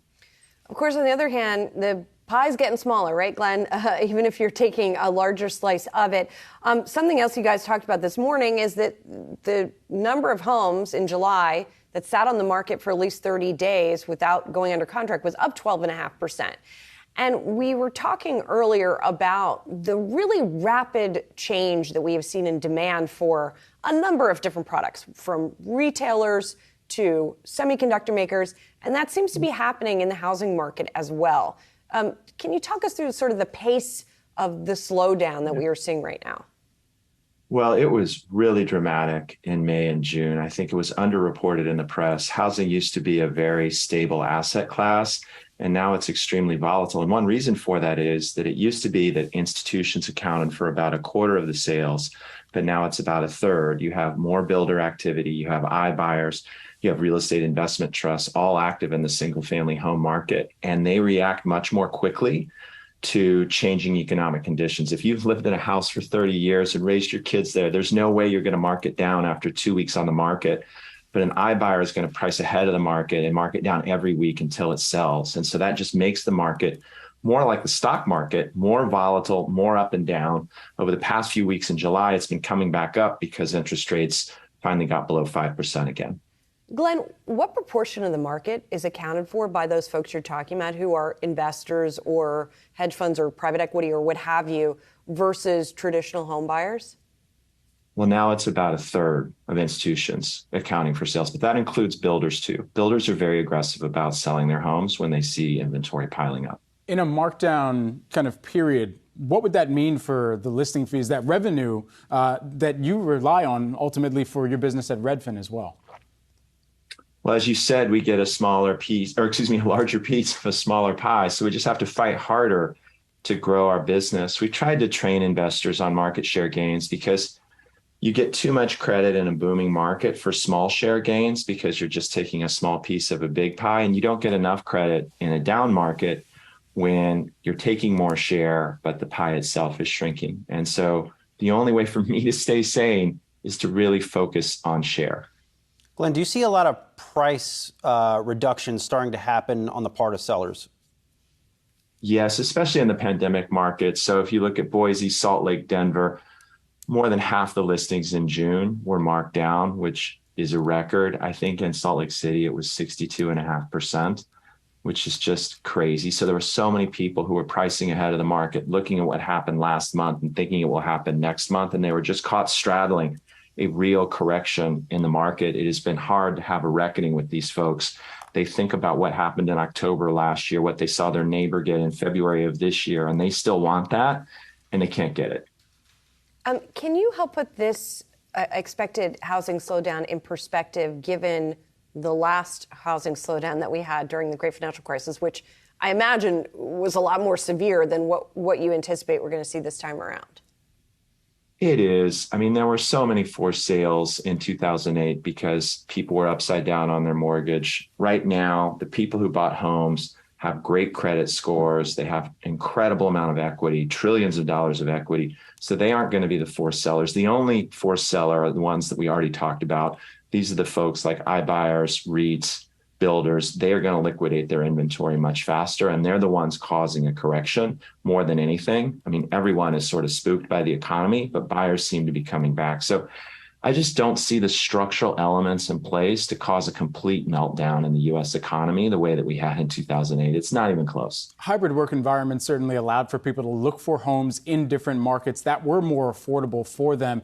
Have we seen a settling to kind of that great migration that had taken place? I don't think so. I mean, that probably buffered the real estate market through the early spring. When Nashville got too expensive, people went to Miami. When Miami got too expensive, they went to Tampa. When Tampa got too expensive, they went to Arkansas. And now you actually see some people looking abroad, trying to live in Mexico or somewhere else because they're allowed to work from wherever they want. So as housing prices become more expensive in different American cities, people are going to keep migrating. The other big demographic trend that's driving long-term housing demand is just the millennials coming of home buying age. They're having babies, they're starting families, they're going to want single family homes. And so I do think that we're going to go through a painful, volatile period here, but the people still want to move. This is shelter that we're selling. It's not some digital asset. And hopefully for those folks, maybe they'll be getting a little bit more affordable if we have. Not so great for you, but good for those folks who are truer in the market. Thank you. Thank you. It's good when home prices go down. Nobody sees that. And I'm not even singing my own song here. It's just what I believe. It's certainly good for people who are trying to buy houses. That's for sure. It's gotten a little tough over the past few years. Redfin CEO Glenn Kelman, thank you so much. Good to get your perspective on all of this. So, Brian, as we look a little further down the road in terms of next steps in this fight against inflation, things like the balance sheet and some of these long-term inflation expectations, what are we expecting? You have some stickier things, as we saw, in terms of inflation still going up a lot for shelter and service costs. Yeah, and I think that when we talk about the overall inflation picture, and I might have an element in here loaded up from the previous show, just talking about inflation and shelter, as you mentioned. Owner's equivalent rent of residences in U.S. cities, the blue line here. The purple line is overall headline inflation, but you can actually see it's continuing to go up. And this is relevant because we know that mortgages are getting more expensive, but it's still very much, by all intents and purposes, a very hot housing market. And again, we haven't seen any letting up of the amount that people are paying as a result of their overall consumption basket to just putting a roof over their heads. So again, that's going to be a very interesting story to look at as we get towards the August, September, October reports. But you did see things like airline tickets, hotel, motel fare, other types of travel types of expenditures actually fall in the month of July. Those could be very good to bring inflation back down. But again, this is a major component, about 30% of overall CPI. So if this isn't going down... All right, we got some more bad news on the state of the housing sector today. Single family starts tumbling more than 10%, while a full 16+% of homes that went under contract in July were canceled. That's the highest number ever on record, with the exception of the early days of the pandemic. Are we, as the National Association of Home Builders said, in a housing recession? Danielle Hale is Realtor.com's chief economist. Nice to see you. What did you make of that statement and all the data we've seen pouring in the last 2 days? Well, it's clear that home builders are pulling back. They've been building at a frenzied pace. The housing market itself has been operating as a frenzied pace through most of the pandemic. The fact that mortgage rates have moved significantly higher over the course of the year is being felt by home buyers, and now home sellers, including builders, are starting to feel it too. There's a rebalancing going on in the housing market, and that means a pullback from the heights of activity that we saw in the middle of the pandemic. Danielle, do you expect this pullback to continue? And I guess how long until we see more of a correction in the housing market?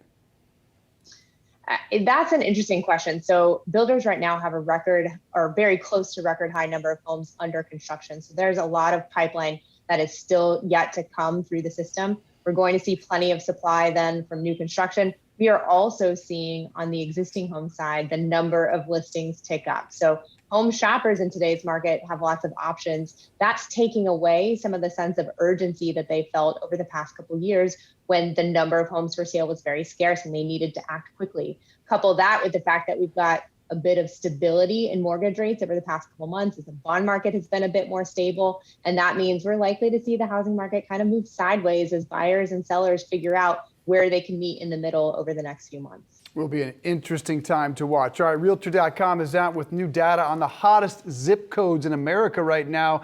A fascinating top 10. Let's first talk about a region that really stands out here. It appears to be New England. Tell us about some of those markets and why you think New England has stood out. Yeah, well, in an environment where prices are going up, mortgage rates are going up, buyers are facing higher costs, they're really looking for affordability. And the fact that they've got more flexibility than they've had in the past means they can go beyond the suburbs all the way out into these smaller towns. And New England is really where they're finding those smaller towns where they can get good real estate bang for the buck, but not be too far away from big cities like Boston and New York and even Washington, D.C. in some cases. And in these markets, thanks to this influx of home shoppers, homes are selling quickly and they're getting a lot of views from shoppers on Realtor.com. So that's keeping those housing markets relatively competitive, even though in a broad sense, we are seeing a housing cool down nationwide. Danielle, what about Worthington, Ohio, one of the cities that's obviously not in the Northeast? What do you think it is about that zip code that's attracting so much attention? So Columbus metro area, which is where you'll find the Worthington zip code, is a very affordable region. You've got great quality of life there between the state capitol and the Ohio State University, and that's attracting a lot of home shoppers. Because that area is more affordable as a whole and has good job opportunities, the Worthington zip code kind of bucks the trend a little bit. It's more expensive than its surrounding metro, but because Columbus is so affordable, buyers are still feeling like they can get a good deal in that Worthington area. And so that's propelling it to the top of the list. Though top on the list came in as a big surprise, at least to this guy, Brighton, New York, nowhere near New York City. What makes it stand out? And largely, when you look at this top 10, does this give you a pretty good indication that work from home is here to stay? Yes, I think that people are taking advantage of work from home. So Brighton, New York, as you mentioned, is the #1 zip code on the list. It's in the Rochester area. It's about 10 minutes or so from downtown. It is one of the most affordable zips on the top 10 list. So the median home price in that zip code is under $300,000, which is a great steal. It's not necessarily a commute distance from, say, New York City if you're going into the office every day of the week or even a couple times a week. But if you're going in once a month, maybe a couple times a quarter, that is a real great way to get some value for your real estate dollar by relocating to Brighton, where, as I mentioned, the median home price is under $300,000. I also have to shout out #6 on the list, Bethlehem, Pennsylvania. It's home of my alma mater, Lehigh University. But Danielle, when you talk about the changing trends that we're seeing in the real estate landscape and the priorities that people are placing when they are now hunting for a home, is this something that you think is here to stay? Because we are seeing more and more companies demand that their workers return to the office. Yeah, so I do think that flexibility is around to stay. Even though companies are wanting workers back in the office more frequently, the fact that it's become so expensive to find a home and to make ends meet in some of these biggest cities means workers are trying to find that flexibility where they can. And the jobs market remains competitive. So offering flexibility is a great, very low cost way. And in some cases, maybe even there will be some cost savings for companies that offer this flexibility to give workers what they want and compete without necessarily having to increase the bottom line. More evidence of a cooling housing market today, with existing sales pulling back nearly 6% in July. Debbie Boyd is the CEO of DLB Financial Services. She joins us now with more on the sector and where we're headed. Debbie, nice to see you. So it was Lawrence Yun of the National Association of Realtors who provided that data and says we are, quote, surely in a housing recession. Do you agree with that assessment? And how significant is it? Well, thanks so much for having me. You know, real estate is always local. And when you look at the local markets, yes, if people are leaving your city, moving to some other city, then you're going to think you're in a recession. I'm in Texas. Texas is booming right now. So we're not in a recession. I think you have to look at this on a local level. Also, just because the numbers are down, that's kind of misrepresentative. They're down because people are in leases because they couldn't buy a few months ago. So they're still out there looking to buy a house. They just can't actively do a mortgage application and go looking for houses unless they want to buy out of their lease. But they're still looking. Debbie, I can't help but wonder, is there a danger in saying this is a housing recession when, to your point, historically, when you look back to the last 3, 4, 5 years, home prices are still at an astronomically high level? Well, what I try to tell families is it's really all in your family. So if you have to move, you're going to move. If your company's relocating and you go into the office, then you're going to move. If you want to be near grandma or whatever, you're going to move. Then you're going to buy a house. It's always better to buy than rent. So there's still going to be a lot of movement around. It is going to scare people into thinking that there's not a lot of home choices out there. That's why they've always got to work with a professional agent and a mortgage broker so that we can show them what's available. There is going to be a lot more home choices now than there was just a few months ago because everybody thinks that everybody's done looking, but they're not. But Debbie, when you take a look at the numbers, supply of homes do remain tight. I know that might not be specifically the case where you are in Texas, but when you look at across the country, that is the case. And even the numbers out this week, residential permits, which is a bellwether to home construction, that fell about 1.3% in July. So do we see this on a nationwide landscape? Do we see this potentially not improving now for quite some time? Well, you know, I think the builders are kind of nervous of like, are they going to start building homes and then no one's going to come buy them? Are they going to start building homes and then get them under contract? It really depends on what the people in your area are saying. A lot of homes are back on the market because they fell out of that people couldn't afford to buy them if they were paying $50,000, $60,000 above asking price. The rates are higher. If they didn't get qualified right, then they can't qualify now. So we're seeing a lot of movement in this space. People are still wanting houses. Builders are still wanting to build houses, but there's a shortage of land, I think, everywhere where the roads are already done. So if you're starting a new build, it's going to take a little while longer, but these new builds are coming back on the market. Now home builders, the big national home builder companies, are actually reaching out to real estate agents saying, we're giving you a big advantage. We're giving you an extra $5,000. Please come sell our homes. Just a few months ago, they didn't have any homes to sell. It's always a timing issue when it comes to real estate. Speaking of timing, homes are flying off the market 14 days on average in July, matching the fastest pace we've ever had from a month prior. So there's a lot of conflicting signs in here. And speaking of, mortgage rates fell from 5.22 to 5.13 at the moment. Mortgage applications at their lowest level since 2000. So if you're on the sidelines as a buyer, do you sit there and wait for prices to fall? Or are you overcome by the fear that mortgage rates are going to go back up as the Fed raises rates? You know, I think the smart people are getting the advice that you got to buy now. You can always refinance if the rates drop. 8 years ago, we never thought we'd see rates in the twos. Oh my gosh, I would have bet my life that would never have happened. So now that it happened, everybody expects it to happen again.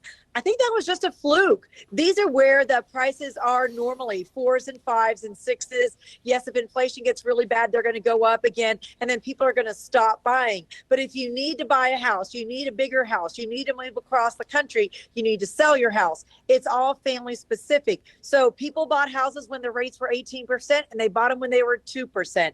The thing is, the people are not going to sell their homes now if they're in a 2 or 3% rate just because. It's going to be a very enticing reason to double their interest rate to move. So it has to be for a really good reason. Debbie, how much power does the buyer have in the home selling process? Because we talked about during the pandemic, the buyer basically couldn't ask for anything, and that wasn't too long ago. So how much power does the buyer have today? A whole lot more, like double, triple, like back the way it used to be. Now they're asking for the title policy to be paid, the survey to be paid. Now they're asking for concessions and help on closing costs. If you don't have 25 offers bombarding you, paying $50,000 above, you've got to be nice to the 2 or 3 people that are making you offers if you want to sell your house. So we're seeing a lot of seller concessions right now, which is just the way you're going to have to sell your house in this market. Markets change fast. It could go back the other way, but I don't think so. We've talked about all the dire data that continues to pour in day after day, but what one region of the country is really bucking those national trends? I think the South, and you're talking Arizona, Florida, Texas, where a lot of the companies are moving. So now everyone wants to work remotely from home.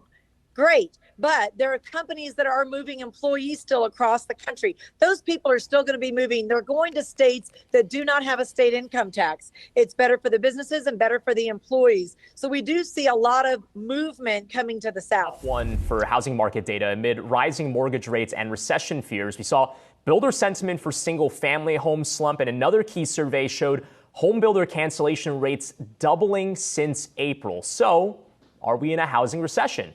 Joining us now is Christopher Meyer, Paul Milstein Professor of Real Estate at the Columbia Business School. Great to have you on the program today. Christopher, tell us about kind of how you're viewing the housing market dynamics right now. Supply, if it's coming down, might mean that prices would remain elevated despite some of the steam that we've seen taken out broadly. Yeah. Hey, Brian, thanks for having me. I would say first, it's definitely going to take, the rising rates are taking a lot of the steam out of the housing market. There may be a little bit of steam left, but not a lot. So I do think we are going to see, and we're already seeing, home prices slow the growth to near zero across the country. And in, some of the hotter markets, we're starting to see prices fall a little bit, which is not surprising given what we saw over the previous couple of years. Now, at the same time, all of those things might point to a slowdown in the housing market, but a lot of people who are wondering, is this going to bring the affordability of homes down to a level where I can actually get into the market here? How does this compare to what we've seen in previous cycles? Because it seems like, by and large, you're still seeing a relatively hot housing market, depending on where specifically geographically you might be looking, right? Right. So from an affordability perspective, this might be almost the worst time you could buy because mortgage rates have spiked quite a bit. We're back at the level they were, in 2009. So we're talking 13 years ago was the last time mortgage rates were this high. But at the same time, home prices and sellers are still hoping to get for their home what they would have gotten 3 or 6 months ago. And so, as a buyer, part of the reason you're seeing contracts cancel and, homes sitting on the market, starting to sit a lot longer is buyers are looking at this and saying, well, at these rates, I don't want to pay these prices or I can't afford to pay these prices. And sellers are still sticking. And that makes it a tough time to be a buyer right now. Now, how about for a renter? Because we've seen anecdotes. I mean, we're both in New York City, and we don't need to talk to too many people to realize just how brutal it is out there to rent. How do the higher mortgage rates and the state of the housing market also bleed into the dynamics that we're seeing for people that don't have the capital to buy a house at all and don't have any other choice but to rent? So I think the housing market is really segmented quite a bit from the rental market. So people who are looking for, for houses or, for apartments to rent in New York, interest rates, movements in the housing market aren't impacting them at all. But I will say that for, some of the same reasons we're seeing the economy slow down, we've seen, households under a lot of pressure because, oil prices have gone up a lot, even if they kind of started to come in a bit, food, other parts of inflation are high. We're definitely seeing sort of demand for rents start to soften a little bit. So it's not saying that rents are going to fall anytime soon. But it does suggest that I think rental growth rates are also starting to slow for some of the same reasons that we're seeing the housing market also start to slow. Now, kind of shifting back to the housing market itself, are you seeing any sort of, obviously demand still remains strong, but, one interesting thread that we have been talking about through the post-pandemic period was the inclusion of a lot of institutional buyers, right? A lot of attention, for example, on BlackRock going into some neighborhoods and then snatching up properties. Is that still something that you're observing here? What's the scale of that? How significant is it? There were markets where, 30, 35%, even 40% of home purchases were being done by investors. Some of whom were looking to rent, many of whom were just looking to flip, so-called iBuyers in the market. I think those people are going to have a lot of trouble. Even during the best of times, iBuyers were barely able to make a buck when home prices were going up 15% a year or more. And I think those buyers are going to have houses on the market that are going to be, coming back at a discount. So I do think some of those institutional buyers are going to face challenges in the market, trying to get rid of them. But I don't think that's going to make it a buyer's market from a, from a homeowner, from somebody, aspiring homeowner perspective, because they're still facing, really high mortgage rates relative to what they were before. So net, I think that it's just going to be a tough market for almost anybody who's looking to sell right now. But it's also a tough market for people looking to buy, which is, not a great time for housing. Evidence showing a cooling housing sector continues to flow today with news that new home sales dropped 12.6% to their lowest levels since 2016 and also down nearly 30% from a year ago. Where is this market headed? Daryl Fairweather is the Redfin chief economist and insider contributor. Good to see you, Daryl. So are we seeing any signs of flattening down the road, or can we expect these numbers to continue to fall as long as the Fed is tightening? I expect prices to continue to fall for the rest of the year because mortgage rates are so high and home buyers simply can't afford their monthly payments. Monthly payments are up about 40% from last year. So it's really hard for buyers to stomach that. And in terms of the new listings also falling, what does that tell us? Is that some of these sellers are perhaps waiting for the market to go back up, or is it an inventory issue? Sellers are sitting on record equity gains from last year, and they locked into very low mortgage rates last year. So there's not really a good reason for homeowners to sell right now, especially when they see that the market is soft. They can just hold on and wait. Also, the lending standards of the last decade were really strict. So homeowners are in a really good financial position, even with inflation in the economy and all of that. We're not going to see very many distressed sales because the kind of people who own homes are in a good financial position. Jill, you mentioned the fact that you do expect prices to continue to fall. Some economists out there are saying that home prices are likely to plunge. Do you think that's exaggerated, or how big of a drop are you expecting to see? I think that's unlikely unless we enter into a pretty severe recession. Like I said, homeowners are in a good financial position. They have plenty of equity, they have a big cushion. You'd really need to see a wave of distressed sales to get to a point where prices drop, because sellers and homeowners can just wait out this market. So you have a pullback in both demand and supply, and prices stay stable even though sales are way down. The maddening situation for home buyers, as you're seeing, we showed it earlier, the median price right now, $439,000. That is up $37,000 a month ago. So we're seeing numbers fall, but not if you want to get back in this game. We're hearing also, Daryl, that we are in a housing recession. Expert after expert coming out with that statement. What does it mean for home buyers and for homeowners? I think housing recession is a bit of hyperbole. This is a normal part of the housing cycle. We just had a really hot period, and what goes up must come down eventually. That happens throughout the house. That happens in the housing market every so often. It happened in 2018 even. It didn't last very long. I think the question is, how long is this going to last? And that really depends on the economy. How long is inflation going to stick around? How long is the Fed going to have to raise interest rates to fight that inflation? Is it going to be so bad that we go into a recession? That's what I'm waiting to see, is what happens in the economy, because what's happening in the housing market isn't all that unusual compared to how hot it was just a couple of months ago. And Daryl, given how much people moved around during the pandemic, which areas are seeing faster recovery than others right now?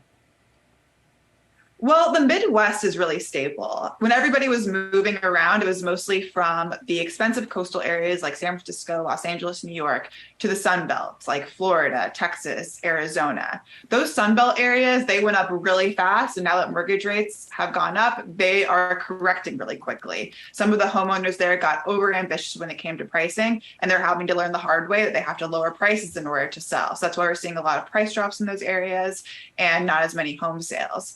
The Bay Area, Los Angeles, those markets are still really expensive, and remote work is still an option for people. So a lot of people would rather just move somewhere else or rent for another year than to buy a home in a place that has $1 million homes where that extra mortgage interest rate could raise your monthly payment by up to $1,000. Now, the Midwest is just stable. They didn't go up that much during the pandemic, and there's not really anywhere to fall because they've just been so stable. I think we had a bit of an issue there with the shot. Is Daryl still with us? Had one more question. I'm here, if you can hear me. Great. Had one more question for you, because the problem underlying all of this is lack of inventory. You have an interesting piece out about the simple fix for that relates to taxing. Stop taxing housing. Tell us more about this and why it would work. So one thing that divides building new housing is the tax structure. We tax housing, meaning that an apartment building that has 10 units in it is going to get taxed more than a single family home. So with the apartment building, if you can just hold on to that single family home and not have to pay higher taxes. The way to get around this is to tax the land instead of the property, because the land doesn't change. And this is an efficient tax because it doesn't discourage investment. Even more evidence today of what many see as a housing rental crisis in this country. Rents hitting a record high in July for the 17th consecutive month. The national median rent hit a new record high of $1,879. That's up 12%, according to Realtor.com. And Shauna, this is not simply a big city problem any longer. It certainly is not. There's actually new data out from Realtor.com really showing how much rental prices have increased in the suburbs relative to what we're seeing play out in the big cities. You're not going to get the discount that maybe you would have before the pandemic. So pre-pandemic, a suburban renter paid $175 less compared to someone in the city. That gap is now down to $107. So certainly we have seen this mass exodus from many of our big cities over the last couple of years because of the pandemic. So Rochelle, it really puts buyers and renters now forcing more people to rent because people simply can't buy those homes that they want to purchase in the suburbs. So you have more and more people settling for rents, and we're seeing that obviously have a huge impact on the rental prices in suburbs today. And we've had several analysts say, look, a lot of people are stuck between a rock and a hard place. The mortgage rates continue to rise, but then you're also seeing these rents hitting a record high. We've even seen in Sedona some instances of a lot of people who bought houses to rent them out as Airbnbs. Some of these cities now asking them instead to use them as long-term rentals for locals because there just isn't the supply. And you would think with some of these prices coming down on commodities like lumber, we would begin to see more home building, but that doesn't seem to still be the case. So I think this is going to be a tight squeeze for a while. You mentioned mortgage rates, and that's a big deal here because a lot of those renters that want to get off the sidelines today saw mortgage rates go up from 5.13 to 5.55, up nearly a half point. And that's a huge reason that they're going to have to stay in the rental situation. I'll give you one bit of good news. Some data just came out under the radar a couple of days ago that showed we will build 420,000 apartments this year. That marks the first time since 1972 that the United States will build 400,000 plus apartments in back-to-back years. So at least there is more inventory coming on the market that should help at least keep those numbers flat, if not bring them down a little bit. And I've talked to a lot of developers, Shauna, who are saying they're actually building developments now with the intent not to sell those homes, small houses that they intend to rent because of these escalating rates. Yeah, there certainly is an opportunity here. Obviously, we've been waiting for more supply to come onto the market. I think the big question is what it's going to look like over the next couple of months, right? Until we get that supply, until home builders are able to build and in order to give potential buyers some more options. So, Rochelle, it seems like the housing market is cooling. Certainly all the data points that we've gotten over the last couple of weeks point to that. The question is just how quickly we could see the housing market cool. And I think that obviously has massive implications, not only for what we see play out in that industry, but also for the economy overall. And we have to keep in mind, it obviously is cooling regionally. Certain areas really didn't see much growth. We had an analyst saying, look, in the Midwest, where some prices really didn't budge much at all. But if you're one of these people who perhaps wanted to go somewhere warm, you wanted to go to Florida, you wanted to go to some of the coasts, they're now seeing a reversal. So it's definitely an interesting space to watch. But I know regionally some people are still struggling. But obviously a space we'll continue to watch here on Yahoo Finance Live.